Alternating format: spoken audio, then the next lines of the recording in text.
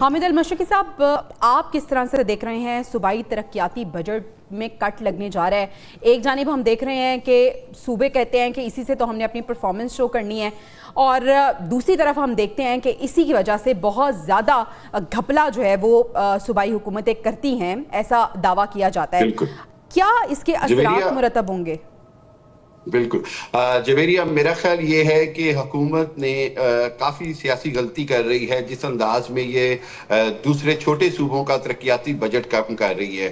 دیکھیں، بات یہ ہے کہ سندھ نے اگر 115 ارب مانگے اور اس کو آدھے دیے جا رہے ہیں تو اس سے کیا اسی ریشو سے پنجاب کا ترقیاتی بجٹ کم کیا گیا ہے یا نہیں؟ پھر وہی سوالات کھڑے ہوں گے کہ مسلم لیگ نون اپنے پنجاب کو اور اپنے اقتدار کو مضبوط کرنے کے لیے تو ترقیاتی بجٹ اپنے اراکین کو دے رہی ہے، لیکن دوسرے صوبوں میں اگر وہ تفریق نظر آئے گی تو میں سمجھتا ہوں کہ جو سیاسی فضا ہے وہ مزید خراب ہوگی۔ اس سے کوئی انکار نہیں ہے کہ ہمارے ہاں ترقیاتی بجٹ جو ہے وہ ایم پی ایز اور جو اس کے ہوتے ہیں وہ اپنے فائدے کے لیے اور اپنے پولیٹیکل گین کے ساتھ ساتھ کرپشن کے لیے استعمال ہوا ہے، لیکن اس کے ساتھ ساتھ ایک بات تو ضروری ہے کہ بہرحال ترقیاتی بجٹ جو ہوتا ہے وہ کہیں نہ کہیں تو بہرحال استعمال ہوتا ہے، عوام کو بھی اس میں کہیں نہ کہیں ترقیاتی منصوبوں میں نظر تو آنا چاہیے۔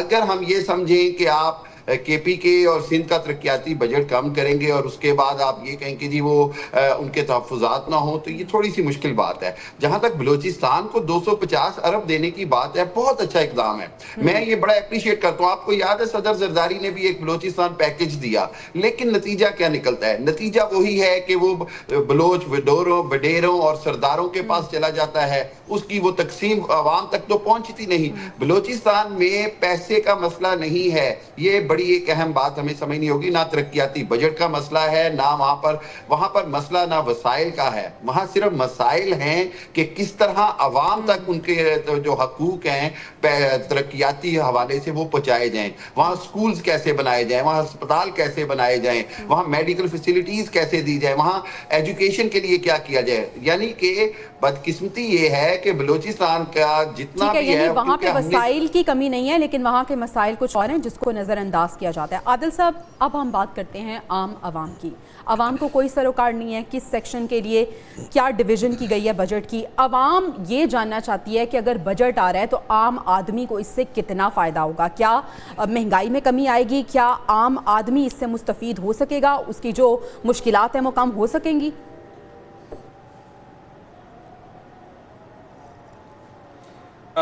ماضی کی نسبت تو بہت ساری چیزوں پہ فرق پڑا ہے۔ جو انفلیشن تھی وہ یہ ڈبل فگر سے سنگل فگر کی طرف گئی ہے، اور ابھی بھی کوشش تو یہ کی جا رہی ہے، لیکن اس میں جو سب سے امپورٹنٹ چیز جو سمجھنے والی ہے، حکومت جس طرح سے پورٹریٹ کرتی ہے وہ اس طرح سے نہیں ہے۔ مہنگائی بڑھنے کی سپیڈ ضرور کم ہوئی ہے، لیکن مہنگائی جو ہے وہ اس طرح عملی طور پہ جو ہے وہ کم نہیں ہوئی ہے۔ تو دوسری طرف یہ ہے کہ جو ٹیکسز کی بھرمار ہے، اب بہت ریلیف آپ نے بجلی کے اوپر دیا اور باقی جگہ پر اگر آپ نے اس کی کسر پوری کر دی، اب آپ مرغی کا گوشت آپ کے کنٹرول سے باہر ہے یا وہاں پہ مافیا بیٹھا ہے، یا اس طرح کے اور بہت سارے سیکٹرز ہیں جہاں پر مافیاز جو ہے وہ قیمتیں کنٹرول کرتے ہیں، تو پھر کس طرح سے عوام کے تک جو ہے وہ ریلیف جو ہے وہ مل سکتا ہے؟ آپ بزنس سیکٹر کے اندر مخصوص جو سیکٹرز ہیں ان کو ریلیف مل جاتا ہے اور باقی رہ جاتے ہیں۔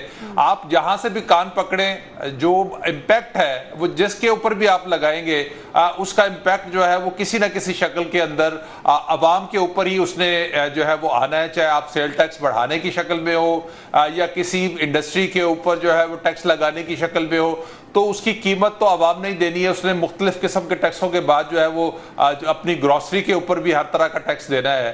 اصل چیز یہ ہے فوکس، اور حکومتیں دعوے تو بہت کرتی ہیں، ابھی بھی جو ہے وہ حکومت کا یہی دعویٰ ہے کہ وہ عوام دوست بجٹ ہوگا، لیکن یہ تو آنے والے دنوں میں پتہ چلے گا۔ جس 5 کو پرائم منسٹر نے اقتصادی کونسل کا اجلاس بنایا اور اس کے بعد پھر بجٹ پیش ہونا ہے، اس میں دیکھیں گے کہ عوام کے لیے کس چیز کے اوپر جو ہے آپ ریلیف دے سکتے ہیں۔ آپ نے آئی ایم ایف کی مرضی پر نیگوشیٹ کر کے جو ہے وہ بجلی کے اندر ریلیف دیا، ابھی تو بہت ساری چیزوں کے اندر آپ کو ریلیف دینا ہے، پھر ہی مسائل حل ہوں گے۔ آپ نے سورس آف انکم جو ہے وہ لوگوں کے بڑھانے ہیں تاکہ ان کی جو قوت خرید ہے وہ بڑھ سکے۔ اگر قوت خرید بھی نہیں بڑھے گی اور جو سطح غربت کی لکیر ہے وہ اس میں جو ہے وہ اس سے نیچے جو ہے لوگ جاتے رہیں گے، تو پھر کس طرح سے عوام کو جو ہے وہ ریلیف ملے گا؟ تو حکومت کا فوکس وزیر اعظم شہباز شریف صاحب نے آج FBR اجلاس میں گفتگو کی ہے. انہوں نے کہا ہے کہ جو معیشت ہے وہ بہتری کی جانب گامزن ہے, معاشی اشاریہ ہمارے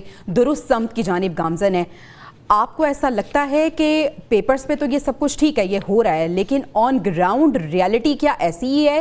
کیا واقعی ہماری معیشت بہتری کی جانب گامزن ہے اور اس کا پھل عام عوام تک پہنچ پائے گا؟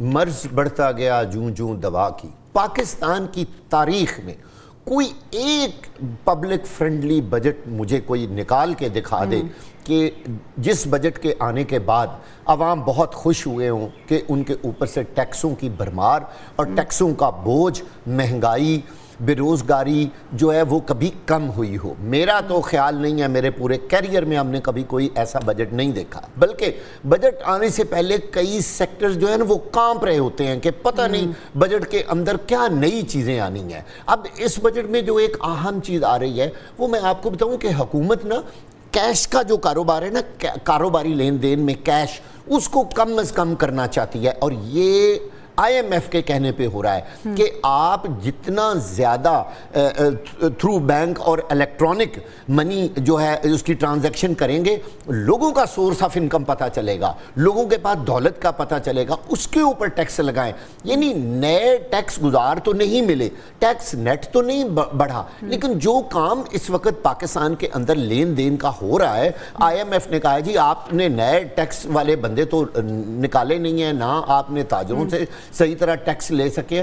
اب آپ ایسے کریں کہ جن کی گردن پہلے ہی پکڑی ہوئی ہے نا, انہی کو ہی دوبارہ جو ہے ان کی رسی ٹائٹ کر دیں. جیسے جو تنخواہ دار طبقہ ہے بھئی اس کو بھی کہہ رہے ہیں کہ کوئی ریلیف نہیں ملے گا. بھئی بات یہ ہے کہ وہ ٹیکس جو ہے نا وہ کم, اور اگر وہ برابر پرانا بھی رہتا ہے تو وہ بھی تنخواہ دار طبقہ تو پہلے ہی رو رہا ہے کہ ہمارے اوپر بڑا ظلم ہو رہا ہے. اور یہ خیال کیا جا رہا تھا کہ شاید اس بجٹ میں تنخواہ دار طبقے کو کچھ ریلیف مل سکے, لیکن ایسا نہیں ہو سکا. بالکل بھی نہیں ہے. حامد المشرقی صاحب, کیا یہ اس چیز کی وجوہات ہیں کہ جب بھی بجٹ آتا ہے عام آدمی یہ جاننا چاہتا ہے کہ اس میں ہمارے لیے کیا ریلیف ہے, لیکن جس طرح سے واگا صاحب نے پوائنٹ آؤٹ کیا کہ ابھی تک ہم نے نہیں دیکھا کہ کوئی عوام دوست بجٹ پیش کیا جا سکا ہو, اس کی کیا وجوہات ہیں؟ دیکھیے بڑی اہم بات ہے وہ یہ کہ پاکستان میں جتنے بھی بجٹ پیش کیا جاتا ہے اس کے اندر صرف پاکستان میں انڈائریکٹ ٹیکس کے اوپر زور ہے, ڈائریکٹ ٹیکسیشن کے اوپر زور نہیں. پوری دنیا کے اندر جو کنزیومر پروڈکٹ ہے یا جو ریٹیلر ہے اس کے اوپر ایک ڈائریکٹ ٹیکس کا نظام ہوتا ہے جس سے ٹیکس نیٹ بڑھتا ہے, جس سے آپ کو ایگزیکٹ اپنی انفلیشن اور آپ کو اپنی سرکولیشن آف منی کا پتہ چلتا ہے.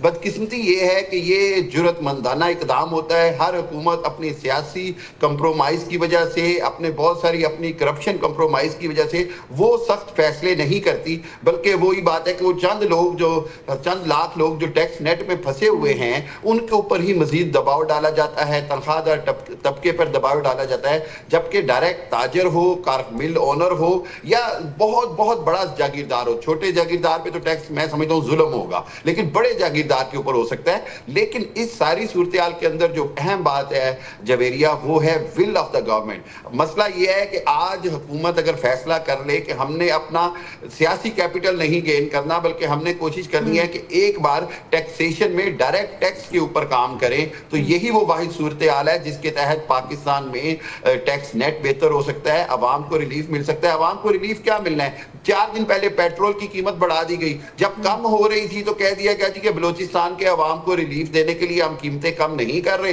جب بڑھنے کی بات آئی, ڈالر کا ڈیفرنس آیا تو آپ نے پیٹرول بڑھا دیا. تو یہ تو بجٹ سے پہلے ہی عوام پر بوجھ ڈل جاتا ہے. تو میرا خیال یہ ہے کہ حکومتیں بہرحال IMF کی ڈائریکشنز اور اپنے للے تللے اور اپنے خرچے پورے کرنے کے لیے عوام کو کبھی ریلیف نہیں دیتی ہیں. اور آنے والے بجٹ میں بھی ایسا لگ رہا ہے کہ عوام کے لیے کوئی ریلیف نہیں ہے.